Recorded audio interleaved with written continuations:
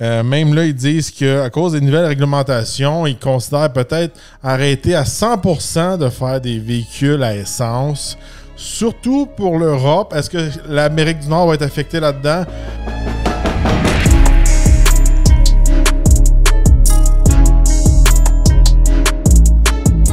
Aujourd'hui au Talk Podcast, qu'est-ce qui se passe chez Stellantis? Ça va pas bien? Est-ce qu'on pourrait voir des marques disparaître ou même être vendues dans l'avenir? Ça risque d'arriver, je vais être sérieux avec vous. Ils disent que d'ici 2026, si certaines compagnies ne performent pas assez, s'ils ne donnent pas assez de rendement, s'ils ne font pas assez de profit, ils risquent d'être vendus ou peut-être éliminés. Peut-être que ça va faire quelque chose comme GM dans le temps quand ils ont enlevé Pontiac. Pontiac a disparu, n'a pas été vendu, a seulement été mis de côté, je pourrais dire. Chez Stellantis de ce temps-ci, ça va pas très bien. Je peux vous dire que les ventes de véhicules électriques en général en Europe ont baissé de 33% au mois d'août.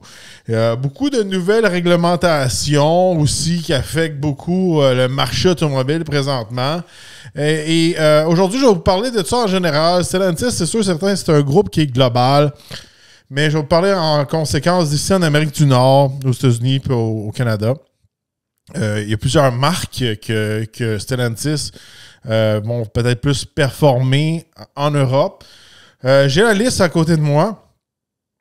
Je vous rappelle que chez Stellantis, on a la marque Abarth, qui est comme la marque qui modifie les Fiat. Alfa Romeo, Chrysler, Citroën, Dodge, DS Automobile, Fiat, Jeep, Lancia, Maserati, Opel, Peugeot, Ram, Vauxhall, Leasy puis Free to Move. Là, les derniers, c'est pas des fabricants automobiles. Alors aujourd'hui, je vais vous dire un petit peu mes prédictions de ce qui se passe de ce côté-là. C'est sûr certain que là, regardez, il y a beaucoup de trucs qui se passent côté politique, beaucoup de pénalités côté émissions. Même là, ils disent qu'à cause des nouvelles réglementations, ils considèrent peut-être arrêter à 100% de faire des véhicules à essence. Surtout pour l'Europe. Est-ce que l'Amérique du Nord va être affectée là-dedans? Peut-être, parce qu'allez voir comment ils gèrent leurs trucs présentement. Ils appliquent beaucoup leur réglementation d'Europe et ici en Amérique du Nord, puis ça marche pas comme ça. On va se dire, là, j'ai évolué dans le milieu automobile en voyant une évolution vers une espèce de transition globaliste avec des plateformes globales. Puis, en bout de ligne, les plateformes globales, oui, c'était peut-être rentable, mais avec le temps, ils se sont aperçus que certains modèles allaient bien marcher dans certains marchés et d'autres non. Je rappelle que je travaillais chez Ford auparavant, puis j'ai vu des modèles comme la Fiesta, la Focus, la Fusion, qui était la Mondeo, que peut-être qu'il y avait un bon succès en Europe, puis avec le temps, ici en Amérique du Nord, ce n'était plus le cas, puis c'était rendu des plateformes globales. On le voit que peut-être que les plateformes globales, puis avoir une espèce de mentalité que s'ils appliquent certaines lois dans certains pays, que tous les autres pays doivent suivre, ça marche pas comme ça. On va être franc avec vous, là. Ça marche pas comme ça. Dans certains pays, l'électricité peut être plus accessible, peut être plus abordable. Dans d'autres pays, l'essence, le diesel, le propane peut être plus accessible, moins cher. Fait que toutes ces choses-là viennent qu'il faut qu'ils s'adaptent à ça. Fait que s'ils font un véhicule électrique global, mais ils risquent de se tirer dans le pied parce que ça marche pas comme ça. Mais les gouvernements implantent des sanctions. Ils disent que le CEO de chez Renault, ils disent que ça peut aller jusqu'à une pénalité de 15 milliards par année si ils réduisent pas leur production de véhicules à essence. Mais là, d'un côté, ils se font taper ses doigts s'ils font des véhicules à l'essence, mais de l'autre côté, il y a une réduction des ventes, comme je vous ai dit, de véhicules électriques. Les gens n'en veulent pas. Fait qu'ils forcent les gens, ils veulent forcer les gens puis les compagnies à faire vraiment des véhicules électriques que les gens ne veulent pas. Il y a un gros problème avec ça, puis on va se le dire, 15 milliards pour une compagnie, Ça fait mal, surtout par année. Imaginez juste l'investissement dans les recherches et développement de 15 milliards, qu'est-ce qu'ils seraient capables de faire avec ça pour améliorer des véhicules, améliorer des moteurs, offrir peut-être des véhicules plus abordables ou trouver des solutions. Là, regardez, en même temps que je vous donne, c'est un épisode vraiment sur Stellantis. Stellantis veulent vendre un de leurs Proving Ground. Un Proving Ground, ça, c'est vraiment un centre de recherche et développement pour tester les véhicules. 4000 acres en Arizona sont à vendre. C'est là que le Ram TRX a été développé. Fait que là, on voit qu'on coupe sur ça. Quand on coupe sur des recherches et développements à long terme, ben on va avoir moins de véhicules ou des véhicules moins fiables ou moins de tests en gros sur ces véhicules-là. Est-ce que chez Stellantis, on veut peut-être couper dans ces véhicules-là, les pick-up, les hors-route, ces choses-là? Je sais que ça a toujours été un peu leur véhicule qui générait le plus de profit, qui était les plus rentables. Mais là, c'est d'un autre côté, ils sont pénalisés par les gouvernements parce qu'ils font des pick-up. Mais est-ce que le véhicule est encore rentable? C'était là la question. Fait que, c'est ça qui est un petit peu plate. Ils mettent tellement de lois, je trouve, sur les manufacturiers de ce temps-ci. Ça va devenir un petit peu comme en course, en F1, NASCAR, ces choses-là. On l'a vu dans le passé. Quand tu implantes trop de règlements, à un moment donné, les gens trichent. Parce qu'à un moment donné, il faut qu'ils réussissent à faire de l'argent ou il faut qu'ils trouvent un moyen de... S'ils ne sont pas capables de vendre assez ou assez de générer des profits, ils vont tricher, ils vont écouler leurs questions, les recherches-développement, ils vont écouler aussi peut-être des marques qui ont trop de marques. Mais c'est des marques qui s'appliquent dans différents marchés, on va se le dire. Là. Un Peugeot, peut-être, il ne va pas bien se vendre ici, mais ça fonctionne bien en France. Un Dodge, peut-être qu'ici, ça fonctionne bien, mais ça serait le contraire en France.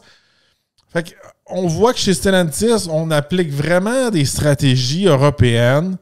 On sait que le CEO, là, il se fait mettre dehors. Là. Ils disent qu'il démissionne, mais il se fait mettre dehors. Il y a un nouveau CEO qui arrive d'ici 2026, où là, il essaie de trouver quelqu'un. Mais si la personne qui prend les décisions est déconnectée, littéralement, du marché ou ce qu'ils vendent, bien, peut-être que ça va performer en Europe, mais si on applique des produits européens avec des lois européennes, puis on les implante ici en Amérique du Nord, aux États-Unis pour le Canada, ça ne marchera pas. Faut appliquer les choses aux bons endroits. Puis je trouve de plus en plus, les gens qui développent les véhicules puis qui prennent des décisions, c'est des gens qui vivent dans des hubs urbains où ce que l'automobile est rendu un ennemi numéro 1, que tout le monde n'aime pas l'automobile. L'automobile pollue, on enlève les parkings, on veut augmenter le trafic, on veut à tout prix éliminer l'automobile. Fait que ça fait des gens qui vivent dans une espèce de bulle urbaine qui détestent l'automobile, qui développent des véhicules que eux autres, même, ils n'aiment pas. Puis là, ils vendent ça à des gens qu'eux autres, ils ont besoin de ces véhicules-là. Puis font comme... Ces véhicules-là font aucun sens. Fait que moi, je pense que ça commence à... Il manque des gens passionnés de l'automobile qui viennent de milieux peut-être automobiles. Avant, là, les décisions, là, des fois, surtout pour les marques américaines, c'était des gens qui venaient d'alentour de Détroit, au Michigan, puis c'était des gens qui restaient, comme on appelle en anglais, des suburbs. Tu sais, vraiment, pas trop loin des hubs urbains, mais alentour, tu sais. Mais là, on trouve des gens qui prennent des décisions, je trouve, qui s'en viennent, qui font aucun sens. On parle des marques, puis je vais vous dire les prédictions de celles qui vont rester, puis celles qui vont s'en aller, à mon avis, à moi, pour l'Amérique du Nord. Bon, on commence avec Abarth. Abarth, ça va rester. C'est juste un truc de modification pour les Fiat. C'est pareil comme SRT chez Dodge. C'est une marque déposée, mais c'est pas vraiment un fabricant en tant que tel que si il l'enlève ou il la vendent, ça va faire un gros changement. Alfa Romeo. Alfa Romeo, selon moi, en Amérique du Nord, ça fonctionne pas bien. Les gens n'aiment pas ça, puis ça se vend pas bien. On n'en va pas sur le route ici, en Amérique du Nord. Mais les gens qui dirigent chez Stellantis, c'est leur marque préférée. De toutes, là, on le voit tout le temps, ils sont amoureux d'Alfa Romeo, même si celle-là perd de l'argent, je pense qu'elle va rester.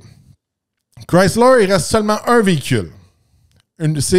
C'est la marque la plus iconique dans les marques américaines qui sont ici, là. Je parle pas des Citroën puis tout ça, là. C'est la marque la plus iconique, puis c'est celle qui l'a laissé la plus de côté présentement. C'était synonyme de luxe américain, abordable, un peu comme une espèce de Buick, mais avec plus peut-être de classe, plus d'héritage, selon moi. Je trouve ça plate qu'on voit une marque comme Buick continuer puis Chrysler mis de côté. Il reste juste leur minivan. Leur minivan peut être rebadgé facilement avec un logo Dodge ou même un logo Ram, puis ça va faire l'affaire. Chrysler risque de disparaître. C'est très dommage à mon avis à moi. La famille Chrysler a essayé de racheter la marque. Stellantis n'a pas voulu. D'après moi, l'offre devait être assez basse aussi, mais c'est une marque qui a beaucoup, beaucoup de valeur, même s'ils n'ont plus beaucoup d'autos. Je skip toutes les marques européennes parce que ici, ça ne compte pas en Amérique du Nord, ils ne sont pas en vente. Dodge, j'ai regardé, c'est une marque iconique. C'est la marque qui donnait, on appelle ça du chevaux-vapeur abordable pour monsieur tout le monde, pour des blue collars. Ils appellent ça du cheap horsepower for blue collars en anglais. Une marque qui est en train de se faire détruire chez Stellantis. Une marque qui était synonyme de brotherhood. On avait des frères Dodge à la télé qui faisaient du street racing. Là, on fait n'importe quoi. On a des produits italiens rebadgés Dodge. Les gens n'en veulent pas. Les dealers n'en veulent pas. Les dealers perdent de l'argent. Ils vendent... C'est pas bon, c'est pas bon, c'est pas bon, c'est pas bon. Puis l'affaire qu'il y a, c'est que là, ils sont comme, ah, mais c'est bon, c'est italien, puis tout le kit, puis c'est compact, puis c'est sport, puis ça marche pas ici. Ça marche pas. Parce que ton véhicule, il ride trop dur pour nos routes. On n'en a pas des chemins sinueux sur le bord de l'océan ou dans les Alpes. On s'en fout d'avoir une tenue de route de même ici. Alors, si on veut avoir quelque chose avec une tenue de route, on va s'acheter un char sport. C'est aussi simple que ça. Fait que le Dodge Hornet, il est pas confortable, il est trop cher. Il y a des bugs. Ouais, quand j'ai eu le Tonale à l'essai, il y a plein de bugs tout le temps. Il n'y a pas assez de place en arrière. Il y a une petite valise. Pour le même prix, on peut avoir 100 fois mieux chez Hyundai, chez Honda, chez GM, peu importe chez Ford. Tout va être mieux. Puis plus abordable. Puis plus pratique. Fait que ça marche pas. Puis c'est pas un Dodge. Je m'excuse, c'est pas un Dodge. Le Hornet, ça n'est pas un. Est-ce que ça va être une marque qui va se faire vendre? Ils n'ont plus rien chez Dodge. Là, ils misent tout un peu sur le Charger Daytona. Ça va être un flop. J'en ai déjà parlé, ça va être un flop. Le Durango, il a pris de l'âge. Il faut qu'il fasse un nouveau Durango qui va sortir des cendres. Je ne sais pas ce qu'ils vont faire là. C'est une autre... Ça, c'était vraiment un bateau qui coule, Dodge. Et il est en train d'être au niveau de Chrysler, à mon avis, à moi. On passe à Fiat. Fiat, une vraie joke ici en Amérique du Nord depuis le début. Là. Personne en Amérique du Nord n'en veut des Fiat. Ils sont pas belles. Les gens n'en veulent pas des petits véhicules ici comme ça. Oui, peut-être ça fait du sens dans des petites rues urbaines, en France, en Italie. Ici, c'est pourri. On a des autoroutes, on a des chemins avec des trous, on a l'hiver. C'est pas bon. C'est pas bon. C'est pas bon. Les gens n'en veulent pas. Je ne sais même pas encore pourquoi ils s'ostinent à vendre encore des Fiat ici en Amérique du Nord. Ça, c'est vraiment des décisions comme... Ben, Fiat, c'était le Kingpin, là, à un moment donné. C'était un gros Fiat là, en Italie, tout le kit. Là. C'était comme la marque. Là, c'est la marque qui a acheté Ferrari, tout le kit. Ça marche pas ici, puis ils s'ostinent de ça. Ils s'ostinent... En tout cas, tout ça, là, je vais le remettre un peu à ma fameuse comparaison culinaire. C'est vraiment... On est dans un marché de hamburgers puis de frites, OK? Puis on s'ostine à essayer de vendre des espèces de spaghettis fancy, des pâtes à l'italienne, puis le monde veut des burgers. Ils sont comme, non, regarde, c'est mieux, tu sais pas manger, t'es un épais d'Américain, t'es un épais de Canadien, tu connais rien à manger des hamburgers. Ouais, mais moi, j'ai dépensé mon hamburger. Des pâtes, j'en veux pas. C'est ça que le monde font, là. Là, ils sont comme, non, t'es con, tu devrais manger des pâtes. Ah, les gars, moi, c'est ça qui se passe présentement. Jeep va pas s'en aller nulle part. C'était une des marques qui était la plus en santé auparavant, mais là, c'est plus le cas. Là, il commence à tirer de la patte, mais je pense que dans toutes les marques, je pense que c'est une qui a le plus de valeur côté branding. Un Jeep, c'est iconique dans le monde entier. Je pourrais dire que là, de ce côté-là, chez Jeep, ils ont beaucoup de trucs à faire. Ils ont des recettes qui sont bonnes avec les Wrangler et ces choses-là. Ils ont juste à peaufiner ces recettes-là. Toutes les Jeep électriques, les Wagoneer, Grand Wagoneer, c'est des flops, selon moi. Ça ne marchera pas. Puis Jeep, l'affaire qu'il y a, c'est qu'il essaie d'être trop fancy. Il essaie de compétitionner presque contre des véhicules allemands de luxe, mais il y a un badge Jeep dessus. Il faut qu'ils arrêtent de s'éloigner je pourrais dire, de leur origine, qui est supposé être un véhicule pour faire du hors-route qui est fonctionnel et abordable. C'est pas supposé être une marque de luxe. Ça, c'est une autre erreur qu'ils ont faite chez Stellantis. C'est de grimper les prix puis d'essayer de faire une marque de luxe avec Jeep puis avec Wagoneer. Ça, c'est une autre erreur. Maserati, c'est la marque qui est le moins en santé présentement de tout le groupe. Tout le monde dit que c'est celle-là qui va se faire vendre en premier. Puis là, ils disent que Maserati va s'en aller vers une flotte 100% électrique. Encore là, une Maserati, selon moi, c'est quelqu'un qui aime les produits Ferrari, mais peut-être qu'il n'a pas le budget d'une Ferrari, ou il veut plus de confort qu'une Ferrari. Donc, il va aller chez Maserati. Là, faire un virage électrique, c'est bien plate. Il n'y a aucune émotion. Là, on est dans une marque italienne. Le monde qui va chez Maserati, ils en veulent un spaghetti fancy. Mais là, tu veux le rendre électrique, fait que tu offres un espèce de spaghetti réchauffé au micro-ondes. C'est ça qu'ils vont faire. Je vais être plate, là, mais n'importe quel véhicule électrique, là, ils n'ont aucune émotion, aucune passion. On peut changer le logo à l'intérieur, là, puis on fermerait les yeux, là, puis on ne sait pas si on serait dans une Maserati, un Volvo, un Ford, un Hyundai. C'est toute la même affaire. Mais fermez vos yeux, puis partez un moteur Maserati à essence. Là, vous allez voir, vous n'êtes pas dans un Hyundai. Là. Vous le savez, là. Le son, les vibrations, l'émotion, les changements de vitesse, le bruit, tout.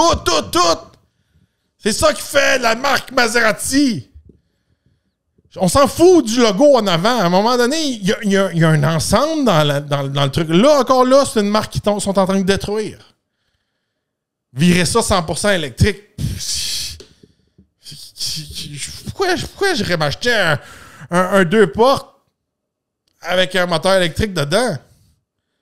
Ben, tant qu'à ça, je vais aller m'acheter une minivan pour emmener ma famille, qui va me coûter 100 fois moins, puis qui va être 2 fois plus pratique. C'est peut-être moi qui étais chaudé. Là. J'ai eu à l'essai la semaine passée un Volvo X30, puis je trouvais tellement que c'était un véhicule sans aucune émotion, aucun fun. C'était presque un auto autonome.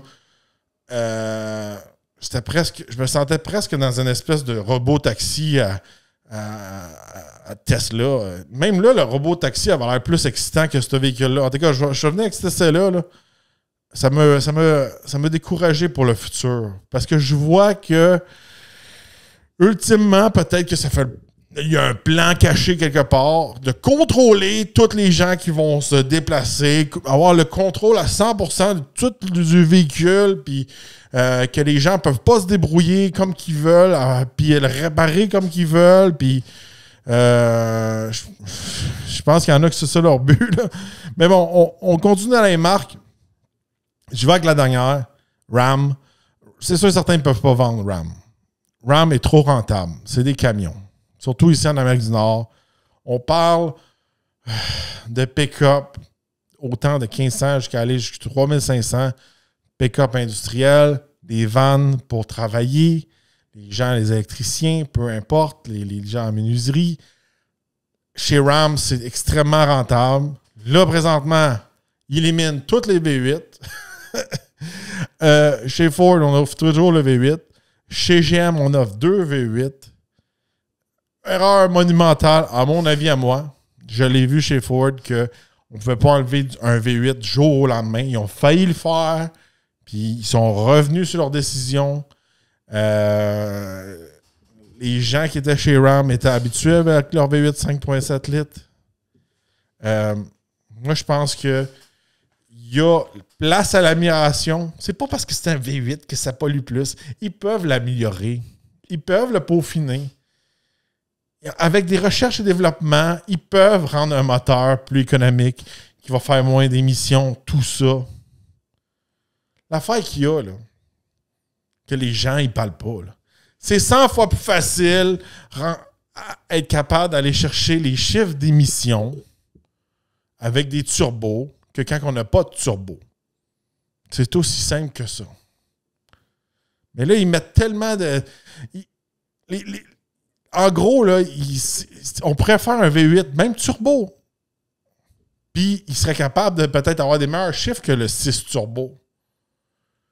Mais il y a comme une pensée dans la tête. V8 égale pollution. Diesel égale pollution. Puis là, bientôt, on est rendu à véhicule à essence. Véhicule thermique. J'aime tellement ça, là, dire ce terme-là. Ça me fait chier. Je vais être franc avec vous, là.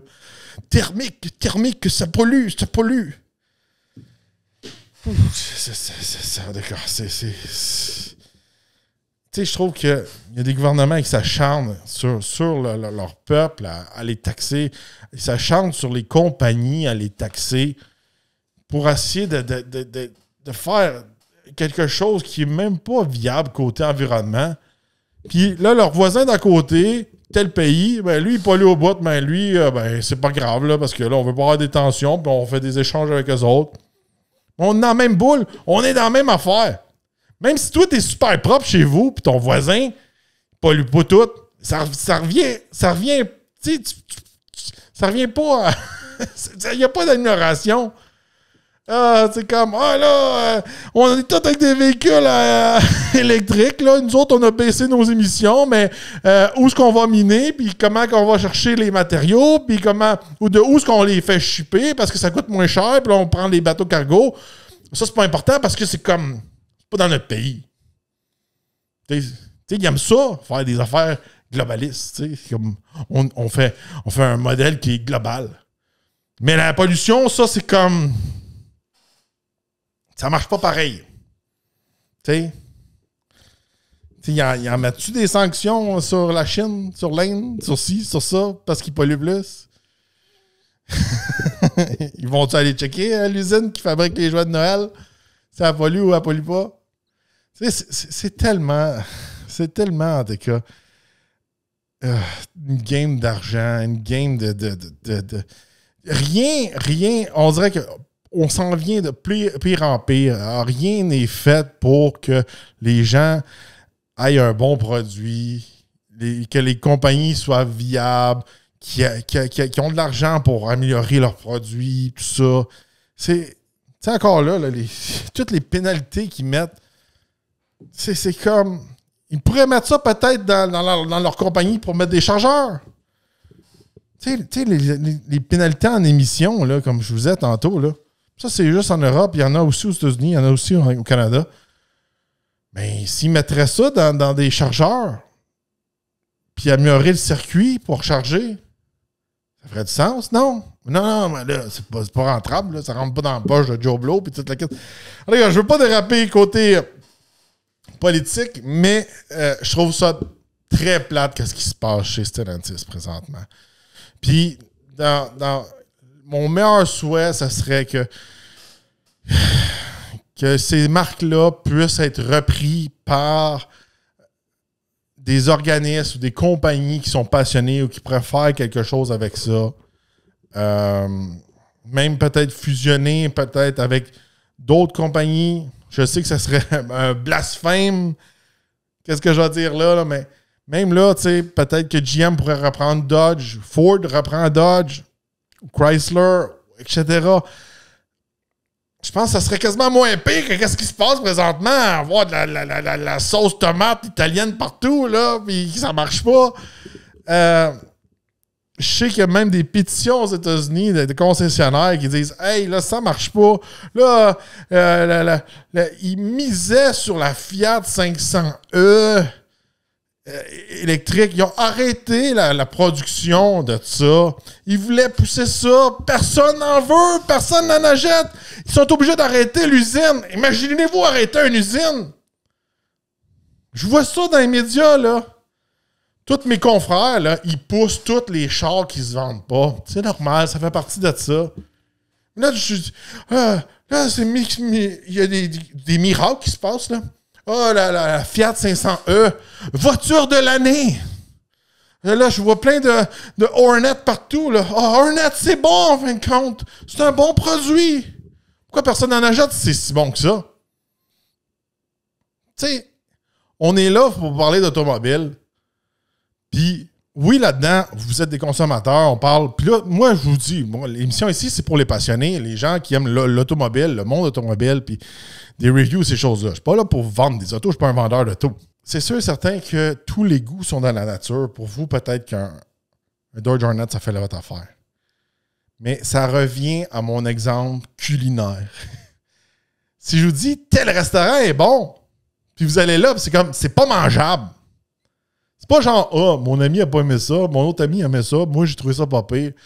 C'est comme, non, on est allé, on était à 5 personnes, puis les 5, on a trouvé que c'était pas mangeable. Mais toi, sur Internet, tu nous as dit que c'était bon.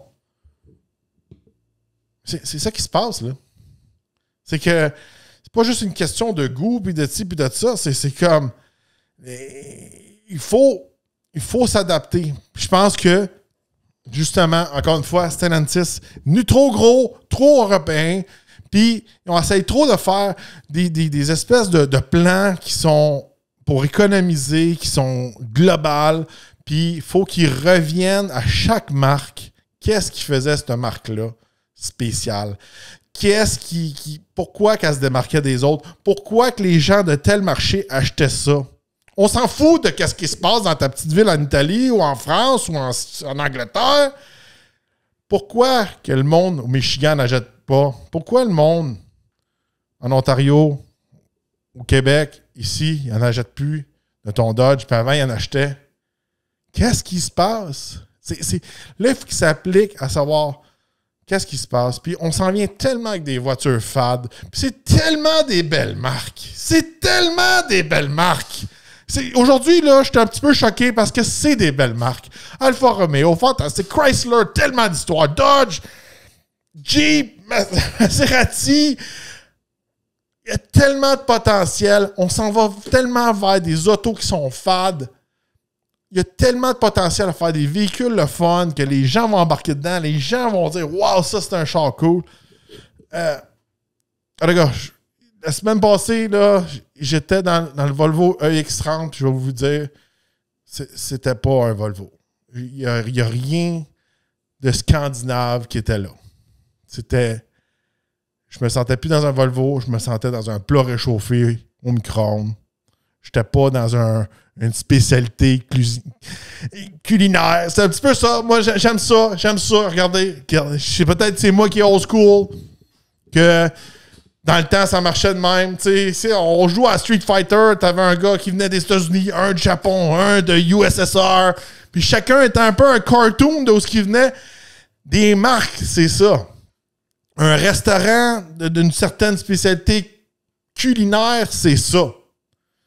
Si tu veux être une marque qui a pas de saveur, pas de goût, puis vendre à tout le monde, puis être générique, ben ça donne à rien d'avoir plein de marques.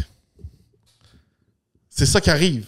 c'est que ça donne à rien d'avoir une identité spéciale qui vient d'une origine spéciale.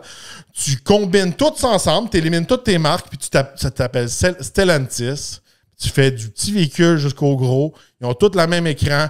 Ils ont toutes les mêmes lumières en avant. Puis c'est un auto Stellantis. Tout plate, pas d'émotion. Tu vends toute la même auto dans tous les marchés au monde.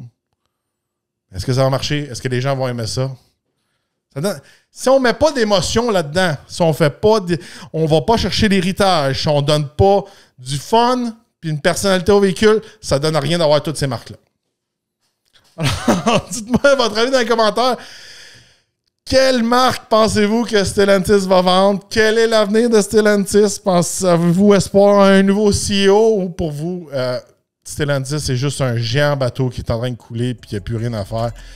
Dites-le moi dans les commentaires. N'oubliez pas de vous abonner si vous êtes nouveau sur la chaîne. Likez, partagez. On se revoit dans un prochain podcast.